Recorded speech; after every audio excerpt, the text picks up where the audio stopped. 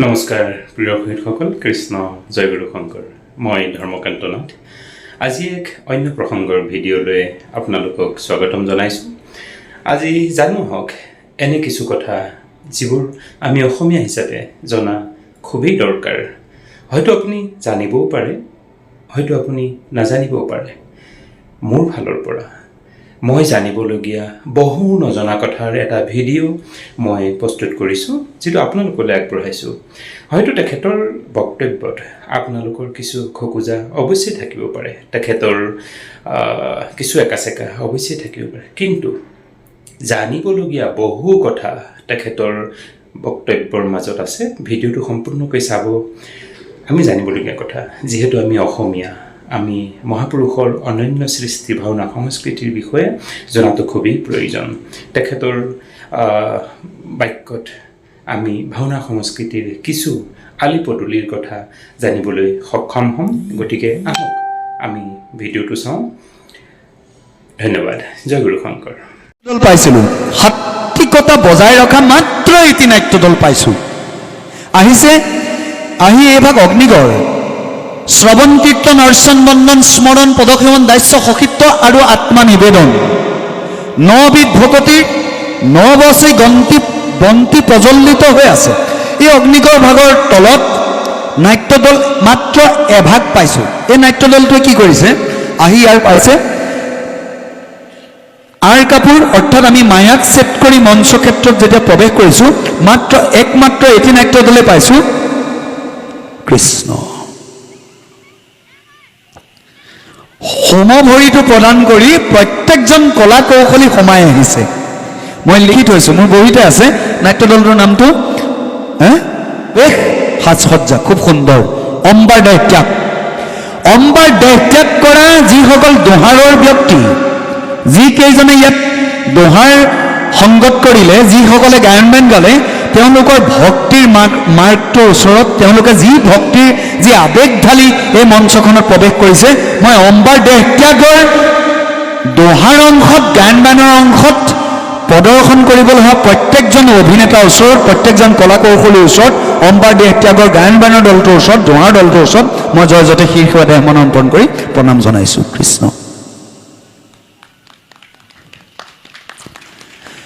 আমাৰ যি আধ্যাত্মিক মনোচেতনা জাগ্ৰত হ'ব লাগে, এতিয়া মই প্ৰথমৰ পৰা আহিছোঁ।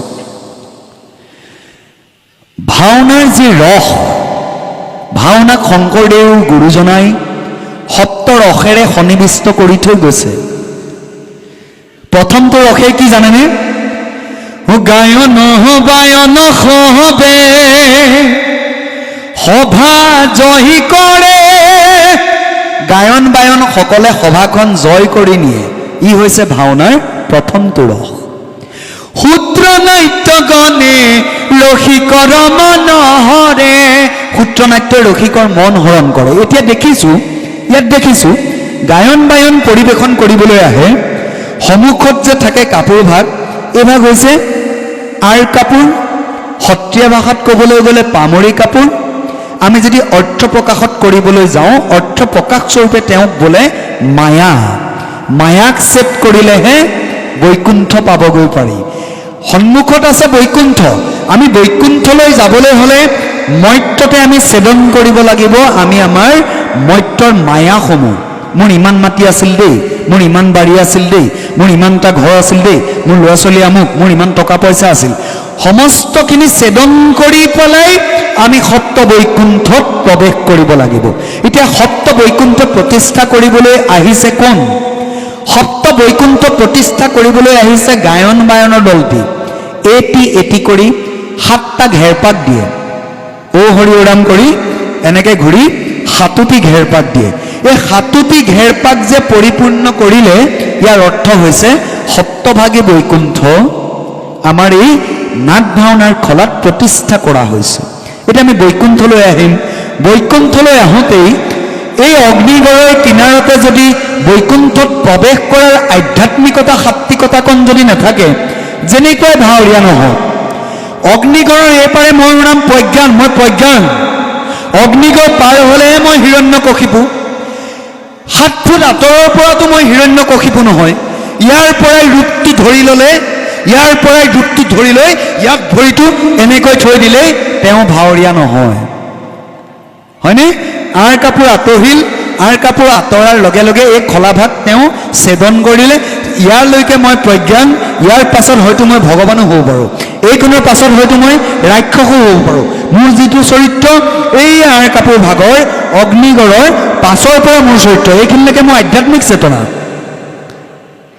এইখিনিলৈকে আধ্যাত্মিক চেতনা। এই আধ্যাত্মিক চেতনা শেষ কৰি আধ্যাত্মিক চেতনা মোৰ সমস্ত প্ৰভু ভগৱানক অৰ্পণ কৰি যেতিয়া মই সমভৰিৰে খোজটো দিম, তাৰ পাছতহে আমাৰ বিচাৰকৰ মূল্যায়নত কলম পৰে। এই আগত যে দপদপাই থাকে তাত আমাৰ কলম নপৰে। এতিয়া মই এটা কথা অতি আচৰিত, প্ৰত্যেকজন কৌশলিক, প্ৰত্যেকজন শিশুক পৰিচালকসকলে এটা কথা সদায় জনাই থাকিব। মই নাট্যদলসমূহৰ পৰিচালকক কৈছোঁ, পৰিচালকসকলক, এই আধ্যাত্মিক চেতনাটো সদায় জাগ্ৰত কৰি ৰাখিব। আজি নৱবিধা ভকতিৰ বন্তিৰ তলৰ পৰা যাতে এই 7 ফুট আঁতৰৰ পৰাই যাতে কষিপু হৈ নাহে, ইয়াৰ আহি পালে প্ৰণাম কৰক, আঁৰ কাপোৰ আঁতৰিল, দৰকাৰ নাই, বিচাৰকে ভুল নধৰে। বোলে এইজন কষিপু হৈ পেলাই দেখোন প্ৰথম আহিয়ে সেৱা এটা কৰি, আমি ভুল নধৰোঁ, সেৱা কৰিবলৈও কোৱা নাই, অন্ততঃ আধ্যাত্মিক চেতনাটো জাগ্ৰত কৰিবলৈ কৈছোঁ।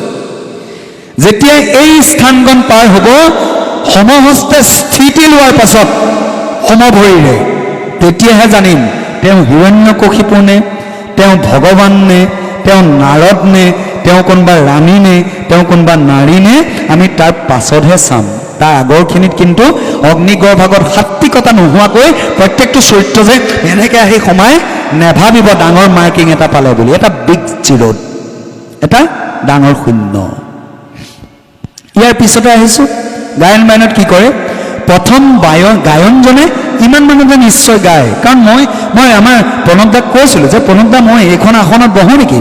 প্ৰতিছে মোক তেখেতে ক'লে নহয় নহয়, ইয়াত মই বহিম, তুমি সেই সিফালে যোৱা। মই মনতে ভাবিছোঁ তাৰ পৰা আঁৰ কাপোৰখনৰ পিছ চাইডটো কেতিয়াও নেদেখি, তাৰপৰা তথাপি মই পিছদিনা আকৌ কৈছোঁ ছাৰক, মই কৈছোঁ যে আপুনি এটা কাম কৰিবচোন, এই মোৰ ফালৰ পৰা নেদেখি আপুনি ইয়াৰ পৰা চাই থাকিবচোন। এই যে যেতিয়া আমি গুৰু স্মৰণ কৰোঁ, দোহাৰৰ গায়ন বায়নৰ দলটোৱে যেতিয়া আমি প্ৰথমে শংকৰদেৱ গুৰুজনাক ভাবি লওঁ, আপোনালোকে অশান্তি পাইছে নেকি আকৌ বহুত সময় বকি আছে বুলি? কাৰণ কথা কমেই, আজি ক'বলৈকে আছোঁৱেই, আজি গতিকে ক'বই লাগিব। ইমান দিনে কি পালোঁ কি নাই সুধিছে নহয় উদ্যোক্তা মণ্ডলে, ইমান দিনে কি পালোঁ কি নাই, হয়নে নহয়? গতিকে ইমান দিনে কি পালোঁ কি নাই তাক ক'বই লাগিব, গতিকে অসন্তোষ কোনেও নকৰিব। মই তেতিয়া আমাৰ প্ৰণৱদাক কৈছোঁ যে আপুনি এটা কাম কৰকচোন, আপুনি এইফালে প্ৰত্যেক দিনা ভিডিঅ' এটা ক্লিক কৰি ৰাখিবচোন। এই বায়নবিলাকে কি কৰে, বায়নবিলাকে কি কৰে জানেনে? গায়নবিলাকে সকলোৱে নকৰে, কিঞ্চিতে কৰে। কি কৰে, ইমান মানুহতে নিশ্চয় গায়নজন থাকে, থাকি পেলাই ইমান মানুহতে গায়, প্ৰভু গুৰুৰো গুৰু পৰম গুৰু শংকৰদেৱক ইমানতে ধ্যান কৰে। কৃষ্ণ শংকৰ গুৰু হৰি ৰাম, বহুত আধ্যাত্মিক মনোচেতনাৰে গুৰুজনক ভাবি থাকে। পিছত থকা কিজনে কি কৰে জানে নে নাজানে? পিছত থকা কিজনে কৰে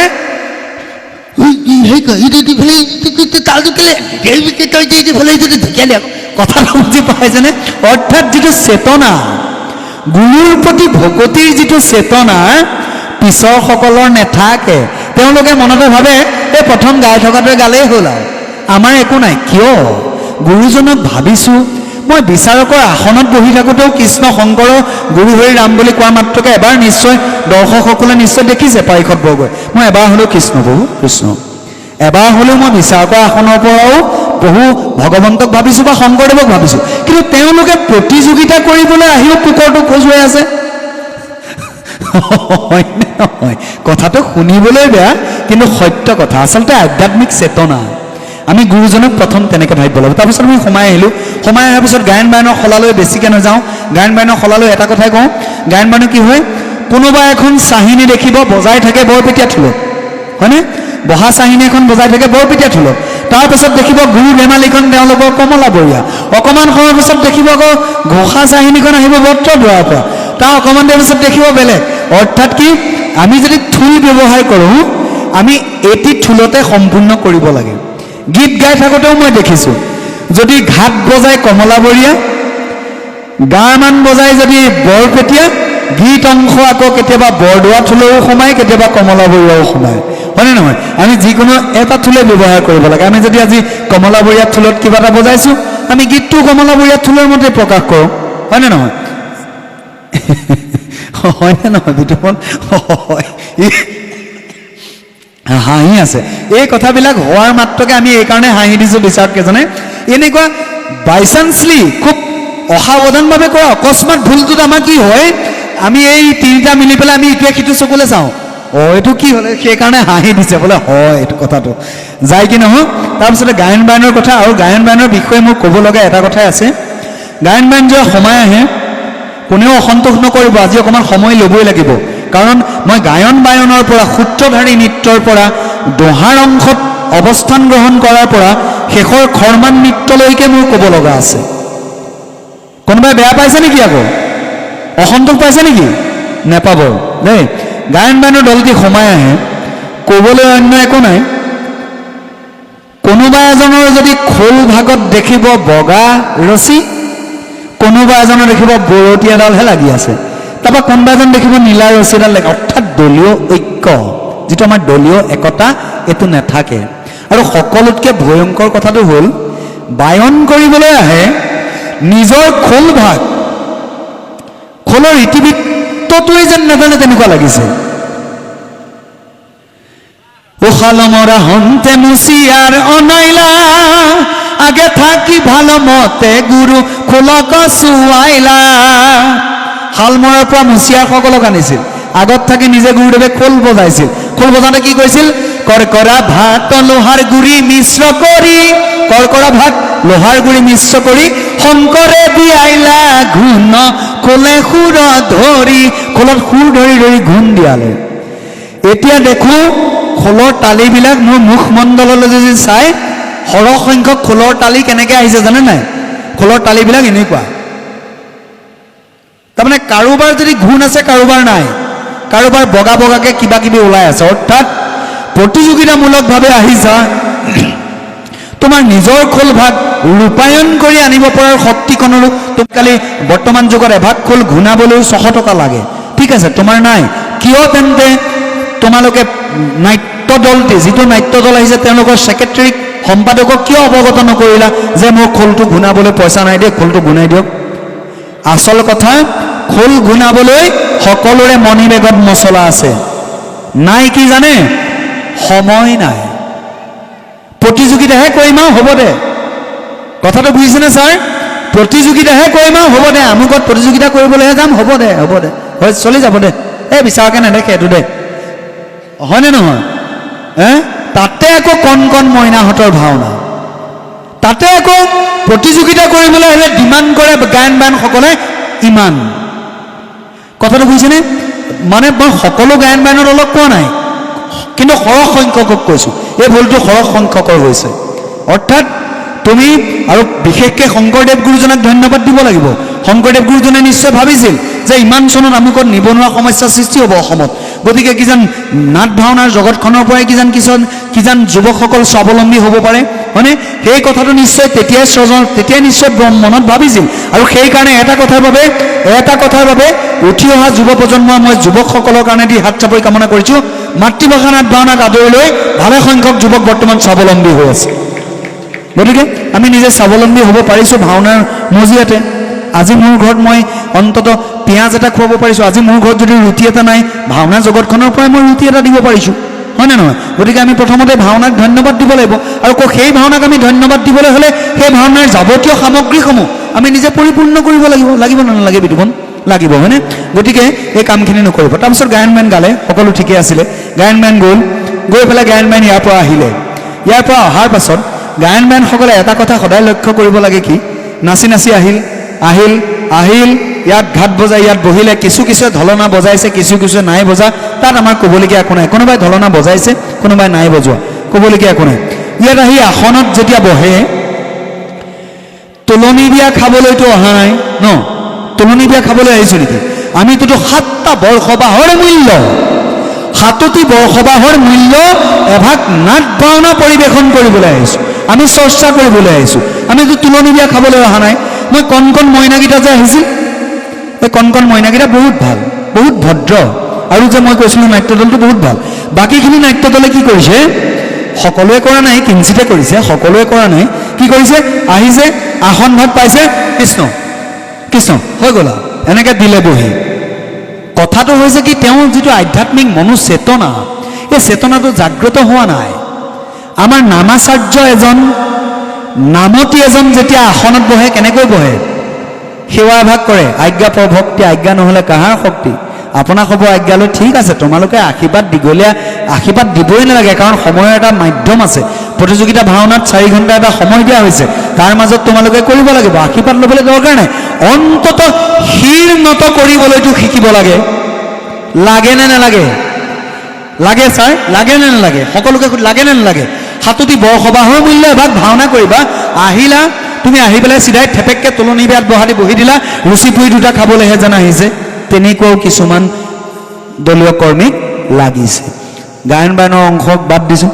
মোৰ কথাবিলাক বেয়া লাগিছে নি? যদি ভাল লাগিছে হাত চাপৰি থাকিলে পোৱা নাই ইমান সময়, মই তাকেই ভাবি আছোঁ বা যায় কি নহয়। ইয়াৰ পিছতে মই আহিছোঁ সূত্ৰ নাট্যলৈ। এই ভাওনাৰ দ্বিতীয় ৰস, সূত্ৰ নাট্যগণে ৰসী কৰ মনোহৰে। সূত্ৰ নৃত্যত দেখিছোঁ,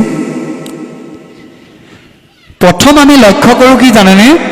প্ৰথম পাকটোলৈ চাওঁ, ইয়াৰ পাকটো কেনেকুৱা, তাৰপিছত আমি উন্তিযোৰ চাওঁনে? উন্তিযোৰ চাওঁ, উন্তি মানে কাণত যে পৰিধান কৰি আছে। তাৰপিছতে দেখোঁ কিছুমান সূত্ৰই কুণ্ডলো পিন্ধে, মানে কৰ্ণত কুণ্ডল তনুমতে, অৰ্থাৎ ভগৱন্তই বিনা কুণ্ডলেও কিছুমান সূত্ৰ পৰিৱেশন কৰে। আকৌ কিছুমান সূত্ৰক আমি লক্ষ্য কৰোঁ ভকত হিচাপে, সূত্ৰ এজন ভকত, সূত্ৰ হৈছে এজন ভকত আৰু মূল নাটভাগৰ পৰিচালক। সম্পূৰ্ণ পৰিচালকৰ দায়িত্বটো, কাৰণ প্ৰত্যেকটো পেজত লিখা আছে সূত্ৰ, আমুক ইতিমধ্যে আমুকৰ পৰা আমুকলৈ প্ৰৱেশ, আমুকে ইতিমধ্যে আমুক তালৈ গমন। সূত্ৰবিলাকত সম্পূৰ্ণ লিখা থাকে, অৰ্থাৎ কি, সেই সূত্ৰ তথ্যটোৱে হৈছে পৰিচালক। গতিকে তেওঁ নিজকে ভকত হিচাপে সাজি আহোঁতে ইয়াত কিছুমান এনেকুৱা সূত্ৰও দেখিছোঁ, এই ঘেৰিটো পিন্ধিছে, তলত দেখিছোঁ চুইচ পেণ্ট, লক্ষ্য কৰিলেনে? তলতে আমি যে ৰাতি ঠাণ্ডা দিনত শুওঁতে পিন্ধোঁ বগা যে চেপা মাৰি ধৰি থাকে, তলত দেখিছোঁ চুইচ পেণ্ট। আৰু কিছুমান দেখোঁ ভৰিত দেখিব ক'লা সূতা, হাতত এইকণতে দেখিব ক'লা, সেইখিনি বাদ দিছোঁ বাৰু, ক'লা সূতা বগা সূতাখিনি বাদ দিছোঁ। কিন্তু অত্যন্ত, মই চুইচ পেণ্টটোও বাদ দিলোঁ বাৰু, পিন্ধিলি তই এইটো অপৰাধ কৰিলি, সেইটো ডাঙৰ, তই শূন্য এটা পালি, তোৰ সেইটোতো ক'বলগীয়া একো নাই। তেওঁ মোক সেইটো ক'বলগীয়া একো নাই, ডাঙৰ শূন্য এটা মোৰ পৰা পালেই চুইচ পেণ্টটো দেখাৰ লগে লগে, সেইখিনি ক'বলগীয়া একো নাই। অন্তত মহাপুৰুষীয়া নাটভাগ মণিকূটৰ পৰা যেতিয়া আমি প্ৰতিযোগিতাৰ খলালৈ সপ্ত বৈকুণ্ঠলৈ লৈ আহোঁ, তেতিয়াওতো আধ্যাত্মিকতা এটা লাগে, লাগে নে নালাগে? লাগে, মানে তেতিয়াও নাটভাগ দেখিব, তেতিয়াও নাটভাগ এনেকৈ অনা সূত্ৰও দেখিছোঁ, সেইখন যেনে এই বিয়োগৰ সৰু নেওতা কিতাপ এখনহে লৈ আহিছে, হয়নে? 2 বিয়োগ 1, হয়নে? তেনেকুৱা যেন পুথি এখনে লৈ আহিছে।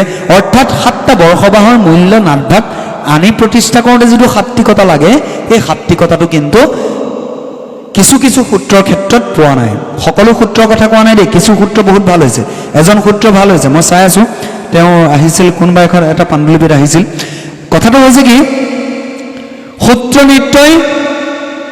নৃত্যৰ এটি কাহিনী, সম্পূৰ্ণ কাহিনী এটি সূত্ৰ নৃত্যই সকলোকে অৱগত কৰে। প্ৰথমেই ভতিমাত এই কাহিনীটো অৱগত কৰোঁতে দেখিছোঁ, অৰ্থাৎ ভতিমা, আমি যে কওঁ অৰ্থ ভতিমা। আৰু সকলোতকৈ ডাঙৰ কথা, ইমান দিন ইয়াত ভাওনাৰ প্ৰতিযোগিতা হ'ল, ইমান দিন ভাওনা প্ৰতিযোগিতা হ'ল, মই এজন সূত্ৰৰ দাঁত দুপাৰি নেদেখিলোঁ। কিয় নেদেখিলোঁ জানেনে? আপোনালোকে মনত কৰিছে, চবৰে দেখোন দাঁত আছিল, এই প্ৰজ্ঞানেনো আকৌ দাঁত কিয় নেদেখিল? সকলোতো দাঁত আছে, হাঁহিছে, ধুনীয়াকৈ দাঁত ওলাইছে, কিন্তু মই কৈছোঁ মই কাৰো দাঁত নেদেখিলোঁৱেই। কিয় জানেনে? নান্দী গীত গাইছে, নান্দী গীতৰ অন্তত প্ৰকাশ কৰিছে, কি বুলি প্ৰকাশ কৰিব লাগে? নন্দন্তে, নান্দী গীত যুগ অন্ত, নান্দী গীতৰ অন্তে, নান্দী গীতৰ শেষত নান্দী যুগ অন্ত, নন্দ্যন্ত। প্ৰত্যেকজন সূত্ৰৰ উচ্চাৰণত, মানে গায়নসকলৰ উচ্চাৰণত দেখিছোঁ নাই দন্তে সূত্ৰ ধাৰণ, নাই মানে নাই, দন্ত মানে দাঁত, গতিকে দাঁত নাইকিয়া সূত্ৰ। হয়নে নহয়? নন্দন্ত শব্দটো প্ৰকাশ কৰোঁতে নাই দন্তে প্ৰত্যেকটো নাট্য দল, এটি নাট্য দলেও তাক শুদ্ধ নকৰিলে। অতি আচৰিত, অতি আচৰিত, প্ৰনাউন্সিয়েশ্যনত অতি আচৰিত। দেৱতা শব্দটো দেৱতা, দেৱতা বুলি ক'ব, হয়নে? এনেকুৱা ধৰণৰ ৱাব্য ক'ত ব্যৱহাৰ হয়, হয়নে? আমি জ্যোতিচিহ্নৰ পৰা কমালৈকে চাব লাগিব ন, ক'ত কোনটো শব্দ কি ধৰণেৰে আমি ব্যাখ্যা আগবঢ়াব লাগিব। প্ৰত্যেকজন সূত্ৰই কিন্তু এইটো ভবাটো অতি বাধ্যতামূলক হৈ পৰিছে। প্ৰথম মনতে আহি ভাবিছিলোঁ সকলো কণ কণ মইনা, সকলো কণ কণ মইনা, অলপ ঢিলাকৈ চাওঁ। পিছত দেখিলোঁ ইটোতকৈ সিটো চৰা। হয়নে ছাৰ, হয়নে? প্ৰথম মনতে ভাবিছিলোঁ চব কণ কণ মইনা আহিব, যা অকণমান ভুল এটা কৰিলে আৰু ঢিলাকৈ থৈ দিওঁ। তাৰপিছত দেখিছোঁ সৰ্বনাশ, ঢিলা কাকো কৰিব নোৱাৰি দেখোন, মানে গোটেইকেইটা টিঙিৰ তোলা হৈ আহিছে। গতিকে অকণমান টানকৈ চাবলগীয়া হ'ল। গতিকে কণ কণ মইনাহঁতে অপৰাধসমূহ মাৰ্জনা কৰিব, জয় জয়তে ক্ষমা বিচাৰিছোঁ। ইয়াৰ পিছতে মই সূত্ৰনাট্যৰ কথা ক'লোঁ। তাৰপিছতে আহিলোঁ ভগৱান চৰিত্ৰসমূহ খুব বেছি দুজন বা এজন মানৰ অকণমান ভগৱান যেন লগা হৈছে।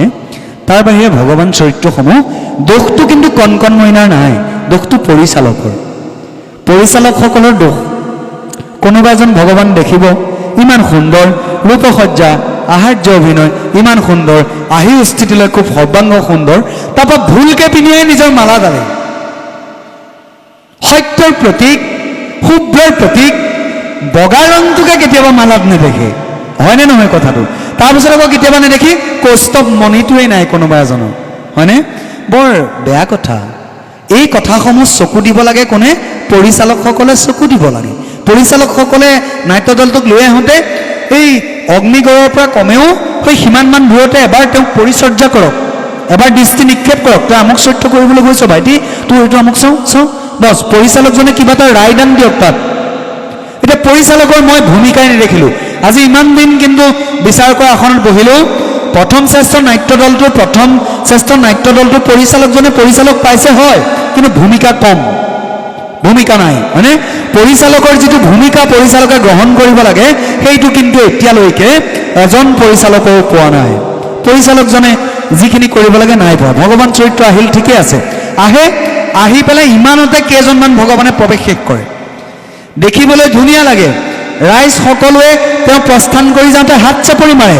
ৰাইজে যেতিয়া সকলোৱে হাত চাপৰি মাৰে সিমানে কিন্তু মই চিন্তা কৰি থাকোঁ, কলম তোলোঁ।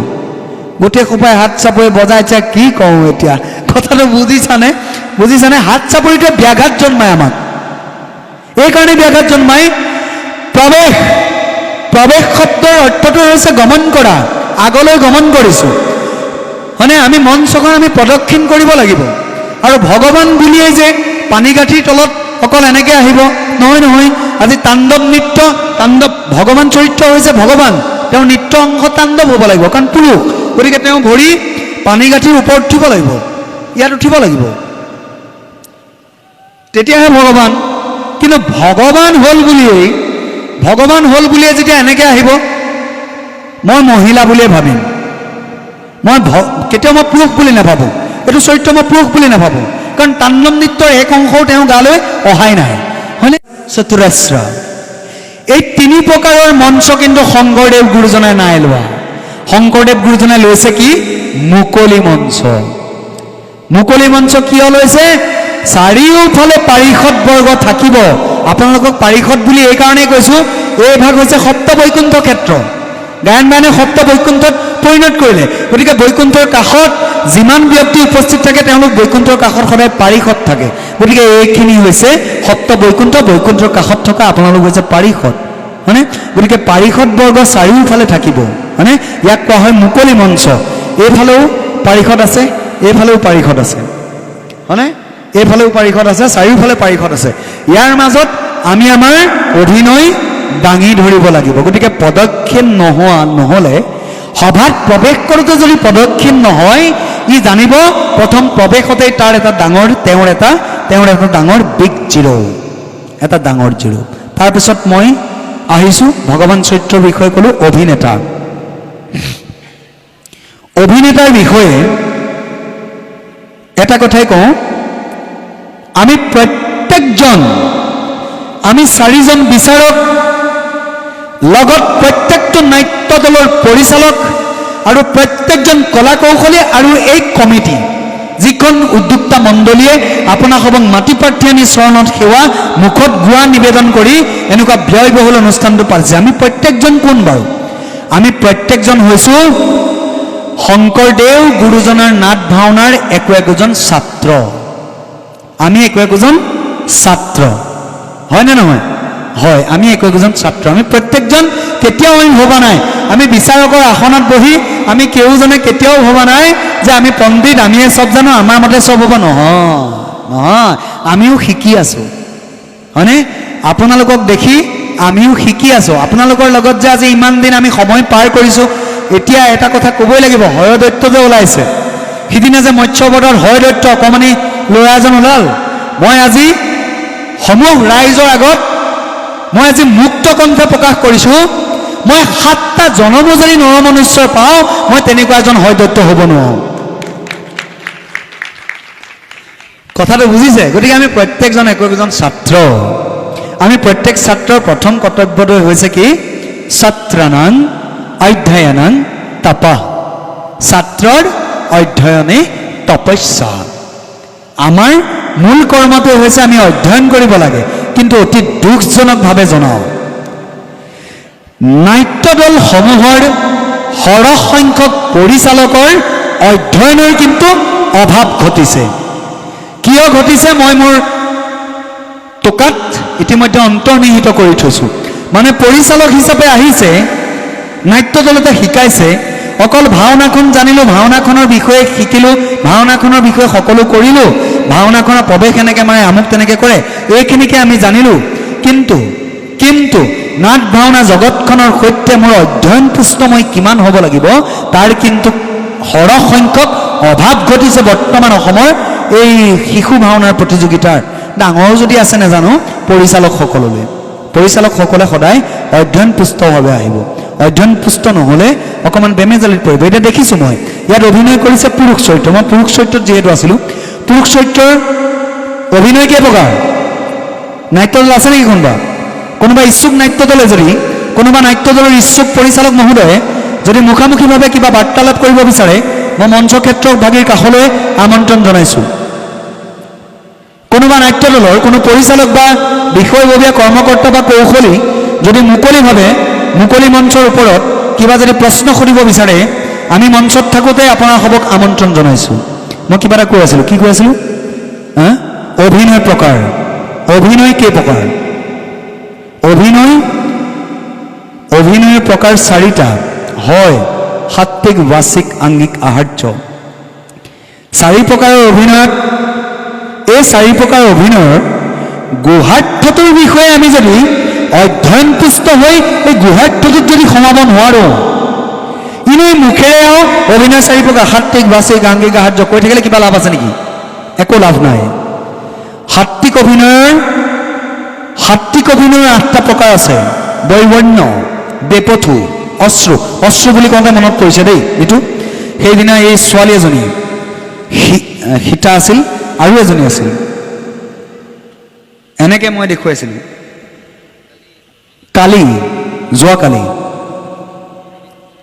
কোনোবা এগৰাকী আছিলে যোৱাকালি। অশ্ৰু অভিনয় ইমান ধুনীয়া কৰিছে। সাত্বিক অভিনয় এটা প্ৰকাৰত ইমান সুন্দৰকৈ পৰিছে। সাত্বিক অভিনয় 8টা প্ৰকাৰ: বৈৱৰ্ণ, বেপথু, অশ্ৰু, পলয়, স্তম্ভ, ছেদ, স্বৰভংগ আৰু ৰোমাঞ্চ। বৈৱৰ্ণ, বেপথু, অশ্ৰু, পলয়, স্তম্ভ, ছেদ, স্বৰভংগ আৰু ৰোমাঞ্চ। এই 8 প্ৰকাৰৰ অভিনয়ৰ মাজত তুমি অভিনেতা হিচাপে কেই প্ৰকাৰ সোমাব পাৰিলা, আমি সেইখিনি চাই থাকোঁ। অপৰাধ কোনেও নধৰিব। ৰাইজৰ ভাল লাগে কাৰণে ৰাইজে অভিনেতাজনক হাত চাপৰি এটা বজাই দিয়ে, আমাৰ বেয়া লাগিবও পাৰে। কথাটো বুজি পাইছেনে? ৰাইজৰ ভাল লাগে কাৰণে হাত চাপৰি এটা বজাই দিয়ে, আমাৰ বেয়াও লাগিব পাৰে। বৈৱৰ্ণ, বেপথু, অশ্ৰু, পলয়, স্তম্ভ, ছেদ, স্বৰভংগ, ৰোমাঞ্চ, এই 8 প্ৰকাৰ অভিনয় বৰ্তমান মই কৰি দেখুৱাবলৈ প্ৰস্তুত হৈ আছোঁ। নকৰোঁ বাবে সময় যথেষ্ট হ'ব। যদি কোনো নাট্যদলে কয় আপুনি যে ক'লে 8 প্ৰকাৰ অভিনয় আপুনি নিজে কৰকচোন, মই এই মুহূৰ্তত প্ৰস্তুত আছোঁ। এই মুহূৰ্তত মই এই 8 প্ৰকাৰ অভিনয় সামঞ্জস্য মই প্ৰকাশ কৰি দিম মঞ্চত। ইয়াৰ পিছতে আহিছে আংগিক। আংগিক অভিনয় মোৰ খুব ভাল লাগিল এটা চৰিত্ৰ আংগিক অভিনয়ত, লক্ষ্মী, মৎস্য অৱতাৰ লক্ষ্মী। লক্ষ্মীক মোৰ এইকাৰণে আংগিক অভিনয়, আৰু বেয়া পাব নালাগে, লক্ষ্মীয়ে আকৌ এইটো ঘৰতে নাভাবিব মই ইমান ভাল কৰিলোঁ বুলি বিচাৰকে কোৱাৰ পিছতো কেলে পুৰস্কাৰ নাপালোঁ, বাকীখিনি আকৌ পণ্ড হৈছে নহয় জানো। আংগিকটোহে ভাল লাগিছে, আংগিকটো ভাল লাগিছে। আংগিকটো এইকাৰণে ভাল লাগিছে, আংগিক অভিনয় প্ৰকাৰ 3টা। কেইটা? 3টা। হৰিৰাজ, মুখজ আৰু চেষ্টাকৃত। এই 3 প্ৰকাৰৰ অভিনয় ঠেলিব জানিব লাগিব। কিছুমান ভাৱৰীয়া দেখিছোঁ অভিনয় সকলো ভাল কৰিছে, মুখজ নাই। মুখজ যেতিয়া নাথাকে অভিনয়ত আপুনি কেনেকৈ তেওঁক বাৰু সাৰিলে নিব বাৰু? এই আমাৰ প্ৰণৱ দা কওকচোন, পাৰিব জানো? নোৱাৰে, হয়নে? গতিকে আমি কেওটা দৃষ্টি চাবলগীয়া হয়। হৰিৰস মুখজ অভিনয়, যি মুখেৰে কৰে। হৰিৰস মানে যি নিজৰ শৰীৰে কৰে, হয়নে? আমি যেতিয়া ৰুদ্ৰ অসত যদি কথা এষাৰ কওঁ, বীৰভদ্ৰী মোৰ হেৰ নক্ষ, হিৰণ্যক্ষ, হয়নে? এই আংগিক নিজৰ এক্সপ্ৰেছনৰ চকুৰ দৃষ্টিশক্তিৰ ফালৰ পৰা সম্পূৰ্ণৰূপে আংগিকতা অৱলম্বন কৰাটোৱে হৈছে শৰীৰজ অভিনয়। মুখজ অভিনয় হৈছে যিটো মুখেৰে কৰে। মুখেৰে কৰোঁতে মই এটা কথা অতি আচৰিত, এই কথাটো কওঁ নে নকওঁ? এই শত্ৰুঘ্নৰ কথাটো কৈ দিওঁ, এই নহয় মনটো বেয়া লাগি থাকিব।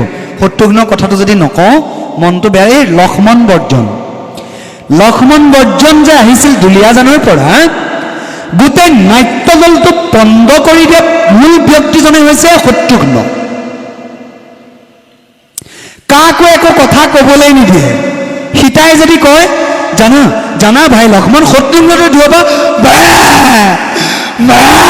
সীতাৰ কথা একো নুশুনিলোঁ। এটা ইমানে অভাৰলেপিং, মানে তাৰ ইমানে অভাৰলেপিং, একো এটা শব্দ কোনো ব্যক্তিক সি প্ৰকাশ কৰিবলৈ নাই দিয়া।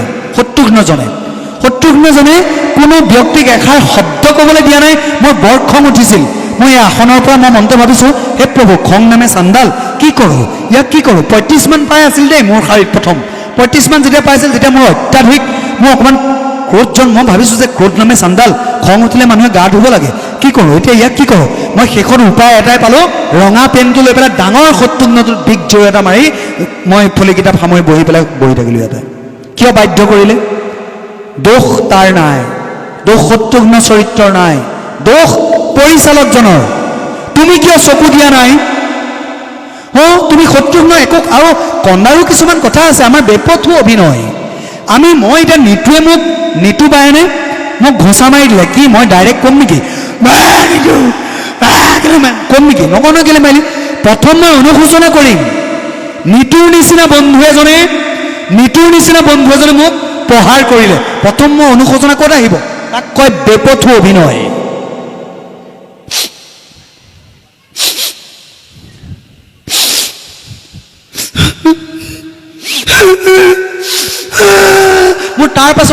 মোৰ তাৰ পাছতে অশ্ৰু আহিব।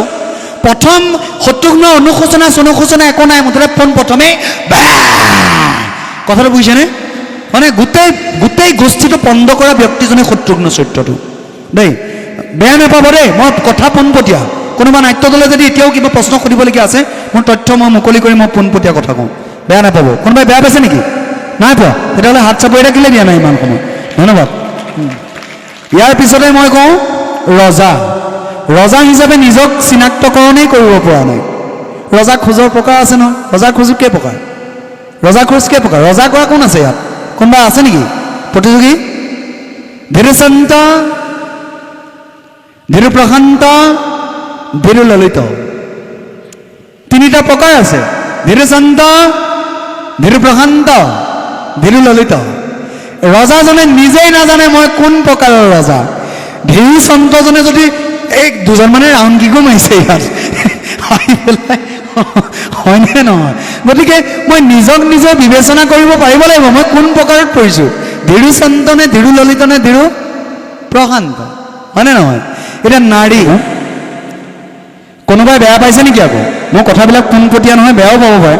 মই পোনকৈ কওঁৱেই দেই, অসন্তোষ কোনেও নকৰিব। ইয়াৰ পিছত আহিছোঁ নাৰী চৰিত্ৰ। আহিছোঁ নিজৰ চৰিত্ৰ ৰূপায়ণ কৰিবলৈ আহোঁতে নাৰীৰ প্ৰকাৰ সম্বন্ধে আমি জানিব লাগিব। নাৰীৰ 3টা প্ৰকাৰ আছে। চিঞা, মধ্যা অবিবাহিতা কেইটা তিনিটা চিয়া মধ্যা অবিবাহিতা এই তিনি প্ৰকাৰৰ নাৰীৰ খোজ কাতলৰ চাৰিটা প্ৰকাৰ আছে কেইটা চাৰিটা প্ৰকাৰ আছে হংসিনী চিত্ৰিণী পদ্মিনী হস্তিনী কি কি হংসিনী চিত্ৰিণী পদ্মিনী হংসিনী এতিয়া আমি কোন প্ৰকাৰৰ খোজৰ নাৰীত পৰোঁ আমি নিজেই নিজক গৱেষণা কৰিব লাগিব আমি কোন প্ৰকাৰত পৰোঁ আমি হস্তিনী নে আমি চিত্ৰিণী হয়নে আমি হস্তিনী নে আমি পদ্মিনী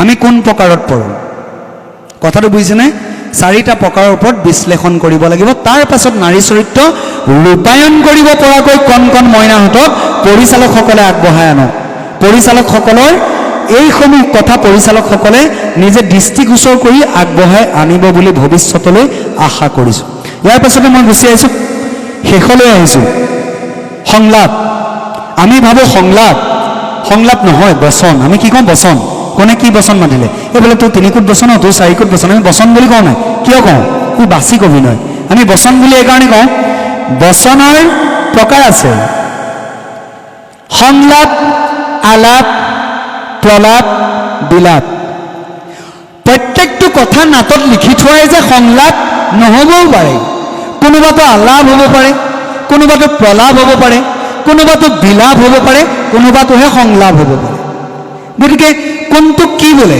সংলাপ কোনটোক বোলে আলাপ কোনটোক বোলে প্ৰলাপ কোনটোক বোলে বিলাপ কোনটোক বোলে আমি এইখিনি দৃষ্টিভংগী আমাৰ থাকিব লাগিব ইয়াৰ পাছতে আহি গৈছে ৱাচিক অভিনয় কণ্ঠ দেখিছোঁ উদত্ত কণ্ঠত বচন নুফুটা হোৱা কণ কণ মইনাও বহুত দেখিছোঁ কণ্ঠ কেই প্ৰকাৰ ভাৱৰীয়াসকল আছে নেকি বা কোনোবা নাট্যদল কণ্ঠ কেই প্ৰকাৰ কণ্ঠ তিনিটা প্ৰকাৰ কেইটা প্ৰকাৰ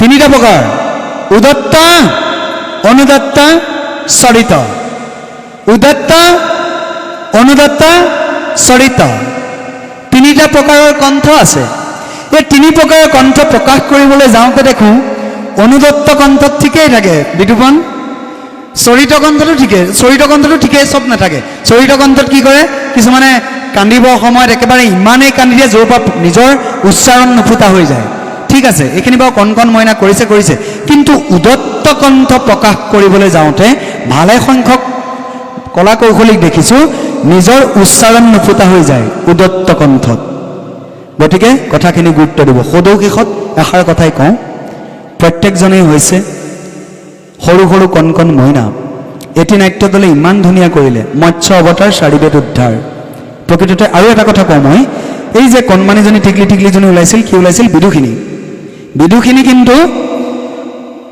পাণ্ডুলিপিয়ে তেওঁক ভূমিকা যিমান দিছে তাৰ ওপৰত তেওঁ দ্বিতীয় শ্ৰেষ্ঠ পাৰ্শ্ব অভিনেত্ৰী কিন্তু প্ৰকৃততে কিন্তু বিদুষিনী পাণ্ডুলিপিয়ে যদি তেওঁক আৰু বেছিকৈ যদি তেওঁক প্ৰাধান্য দিলেহেঁতেন বেষ্ট এক্টৰণী হ'লহেঁতেন ইয়াত বিদুষিনীৰ কাৰণে হাত চাপৰিতে সকলোৱে কামনা কৰিছোঁ আৰু লগতে হয় দত্ত এই টিকলাটো পোৱালি হয় দত্তৰ কাৰণে দি হাত চাপৰি সকলোৱে কামনা কৰিছোঁ তেনেকুৱাতে হয় দত্ত মোক যদি কয় তুমি কৰি দিয়া মই নোৱাৰোঁ কৰিব হয়নে গতিকে ধন্যবাদ জনাইছোঁ আৰু লগতে কৈছোঁ একেবাৰে শেষত মৎস্য অৱতাৰ নাটভাগীয়ে ইমান ধুনীয়া অভিনয় ইমান ধুনীয়াকৈ কিন্তু তেওঁলোকৰ ডাঙৰ কথাটো কি জানেনে নাট ভাওনাৰ প্ৰথম ৰসগীতাত এতিয়া দৰ্শকসকলে পাৰিষদ বৰ্গই দেখি আছে সুধিব যে মৎস্য অৱতাৰ কিয়নো নাহিল হয়নে আৰু যোৱাকালি ধ্ৰুৱ চৰিত্ৰ ভাল হৈছিলে ধ্ৰুৱ চৰিত্ৰ কিয় নাহিল মই কৈ দিছোঁ শুনক ধ্ৰুৱ চৰিত্ৰই কি কৰিলে এই মৰি আছিল কণমানি এটা উত্তম কুমাৰ ইতিমধ্যে তেওঁৰ মৃত্যু